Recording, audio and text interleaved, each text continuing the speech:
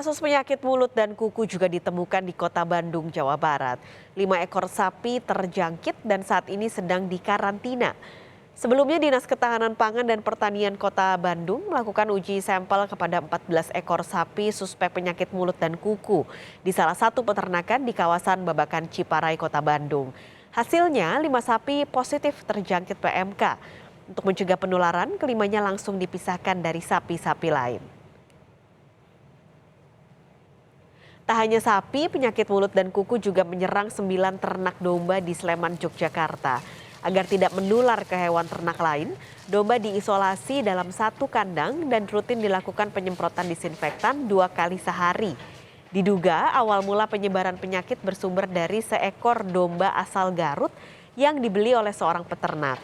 Pasca temuan ini, Pemkab Sleman mulai membatasi hewan ternak yang masuk dan keluar wilayah.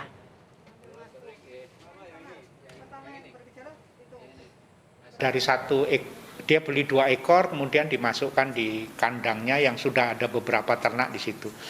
Dalam perkembangannya hewan tersebut terdapat luka-luka, nafsu makan turun dan sebagainya, sehingga yang bersangkutan melaporkan ke Poskeswan Berbah untuk kemudian ditangani.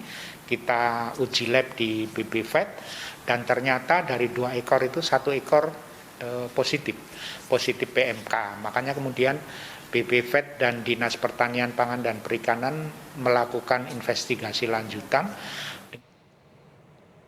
Informasi lebih lengkap kita langsung bergabung dengan jurnalis Kompas TV Reza Pratama di Bandung, Jawa Barat dan juga Michael Aryawan di Sleman, Yogyakarta. Saya akan ke Bandung terlebih dulu. Reza, apakah temuan 5 ekor sapi ini merupakan kasus yang pertama di Bandung dan apakah sekarang jumlahnya sudah bertambah? Ya baik Pak Skalis dan juga saudara, betul 5 ekor sapi yang dinyatakan positif terjangkit penyakit mulut dan kuku ini adalah kasus pertama begitu di Kota Bandung, karena 2 minggu terakhir disampaikan oleh Kepala Dinas Ketahanan Pangan dan Pertanian Kota Bandung Ginggi Ginanjar bahwa sejak 2 minggu terakhir baru ditemukan ada kasus penyakit mulut dan kuku sebanyak 5 ekor sapi. Nah, awal mula dari diketahuinya kasus ini adalah ketika salah satu peternak yang ada di wilayah kawasan Babakan Ciparai, Kota Bandung ini membeli 10 ekor sapi di kawasan Purwakarta atau dari Pasar Ciwareng, Purwakarta begitu. Kemudian 10 ekor sapi tersebut datang ke peternakannya di Kota Bandung dan setelah itu beberapa hari setelah melakukan pembelian, padahal sudah diwanti-wanti oleh Kepala Dinas Ketahanan Pangan dan Pertanian Kota Bandung agar tidak membeli sapi atau hewan ternak terlebih dahulu setelah merebaknya kasus PMK. Namun peternak tersebut tetap membeli hewan ternak tersebut dari kawasan Purwakarta. Setelah beberapa hari melakukan pembelian, kemudian peternak tersebut melaporkan kepada Dispangtan Kota Bandung bahwa hewan ternak yang dibelinya tersebut terindikasi atau memiliki gejala klinis seperti terjangkit PMK begitu. Kemudian setelah melaporkan, Dispangtan Kota Bandung ini langsung bergerak bekerjasama dengan Balai Veteriner Subang, Jawa Barat, karena balai tersebutlah yang berwenang untuk melakukan uji sampel. Kemudian dari Dispangtan Kota Bandung dan juga Balai Veteriner ini datang ke peternakan tersebut untuk mengambil sampel.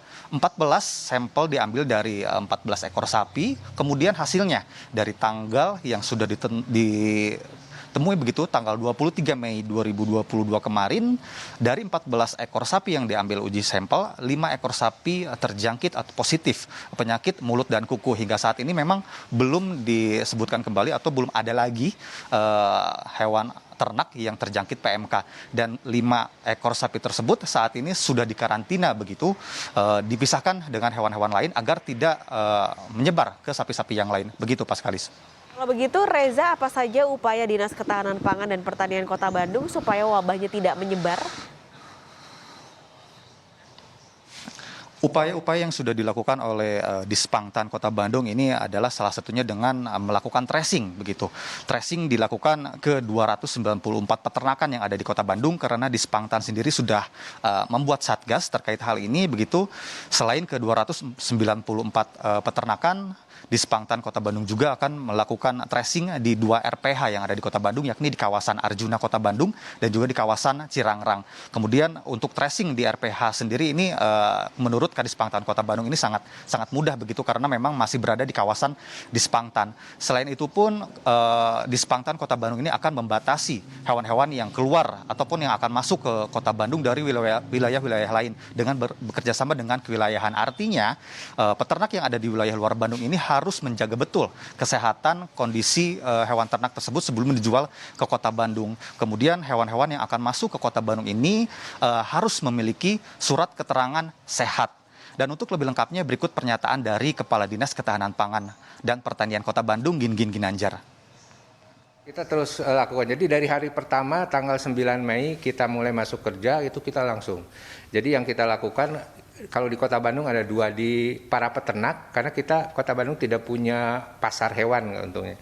Jadi para peternak dan rumah potong hewan RPH yang ada di kita di sini. Tapi RPH relatif mudah karena ada di lingkungan kita. Jadi itu dua itu yang kita lakukan termasuk kita kerjasama sekarang sedang menjaga di daerah-daerah perbatasan supaya tadi mengurangi atau membatasi jumlah yang masuk yang tidak memenuhi syarat kesehatan. Dan yang pasti pada saat masuk ke sini ke Kota Bandung kita pastikan bahwa secara administrasi mereka memenuhi persyaratan. Ada yang namanya surat keterangan kesehatan hewan. Nah, itu paling tidak harus dimiliki yang menyatakan bahwa hewan itu sudah diperiksa dan sehat. Ya Pak Skalis dan juga saudara, berita baiknya begitu tadi pagi laporan dari peternak yang ada di kawasan Babakan Ciparai tersebut ini melaporkan kepada Kadispangtan Kota Bandung Gingin Ginanjar bahwa kelima ekor sapi yang saat ini dikarantina yang terjangkit positif PMK saat ini sudah menunjukkan gejala-gejala membaik begitu. Nah, ini diharapkan kelima ekor sapi tersebut dapat pulih begitu dan sehat kembali terutama menjelang Idul Adha ini hewan-hewan ternak yang ada di Kota Bandung ini dapat dinyatakan sehat begitu sebelum dijual ke masyarakat. Pak Skalis. Terima kasih Reza Pratama melaporkan langsung dari Bandung, Jawa Barat. Kini kita menuju Sleman, Yogyakarta. Ada Michael Aryawan di sana. Michael, selama ini kita mendengar kalau penyakit mulut dan kuku ini menyerang ternak sapi. Tapi di Sleman, Yogyakarta menyerangnya ternak domba. Ini bagaimana wabah ini bisa menyerang domba? Ya, selamat siang Pak Skalis dan saudara. Benar sekali di Sleman, Yogyakarta memang penyakit mulut dan kuku menyerang ke sejumlah ternak, khususnya domba. Dan uniknya di Sleman, Yogyakarta belum ditemukan PMK yang menyerang pada hewan sapi maupun kerbau.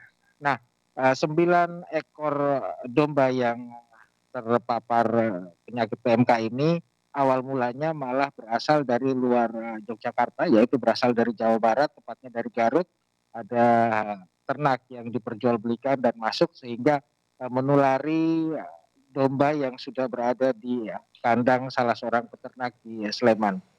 Dan Pak Skalis, saat ini 9 domba yang terpapar PMK itu tengah dikarantina dan informasi terbaru yang kami dapatkan bahwa mereka atau domba-domba itu sudah dalam kondisi pulih, sudah mulai membaik. Tanda-tanda pulihnya mereka itu dengan misalnya sudah nafsu makannya sudah meningkat, khususnya untuk seekor domba yang dari Garut itu yang memang menjadi awal mula dari penyebaran PMK di Sleman, tampaknya sudah membaik dan sementara 8 ekor lainnya sudah dalam kondisi yang baik juga, Mas Kalis. Lalu Michael, apakah sudah ada langkah-langkah yang dilakukan oleh pemerintah kabupaten setempat untuk mencegah supaya wabah ini tidak menyebar? Ya, langkah antisipasi untuk penyebaran PMK ini sudah dilakukan pemerintah Kabupaten Sleman.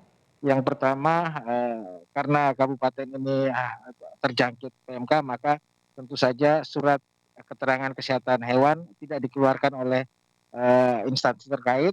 Dan untuk hewan ternak yang masuk dilakukan pengetatan yang cukup ekstra ketat, terjadi di 3 pintu masuk dan berikut penjelasan resmi dari PLT Kepala Dinas Pertanian, Pangan dan Perikanan Kabupaten Sleman. Bupati menghimbau sejak awal masyarakat diminta untuk tidak mendatangkan hewan ternak dari luar daerah. Ya sekarang itu kita gencarkan lagi. Selain kami selalu melakukan KIE ya, komunikasi, informasi, edukasi kepada masyarakat peternak terutama tentang penyakit ini, dan itu kami lakukan terus-menerus. Khusus di pasar-pasar hewan, di pasar hewan Ambar Ketawang, pasar hewan Jangkang, setiap pasaran kami menerjunkan petugas kami untuk mengawasi ternak-ternak yang masuk. Ternak yang masuk di pintu awal, di pintu depan, pasti sudah kita semprot desinfektan, di dalam kita cek, dan seterusnya. Jadi SOP ini kita akan lakukan terus sampai kemudian saat PMK sudah lebih terkendali. Ya, Pak Skalis, dengan adanya pengetatan di Kabupaten Sleman terkait hewan ternak atau keluar masuk hewan ternak ini, maka ada satu kekhawatiran menjelang Idul Adha, harganya ternak-ternak kemungkinan akan melambung, dan hal ini harus diantisipasi sedini mungkin, Pak Skalis. Baik, terima kasih Michael Aryawan melaporkan langsung dari Sleman, Yogyakarta, dan sebelumnya ada Reza Pratama melaporkan dari Bandung, Jawa Barat. Terima kasih teman-teman.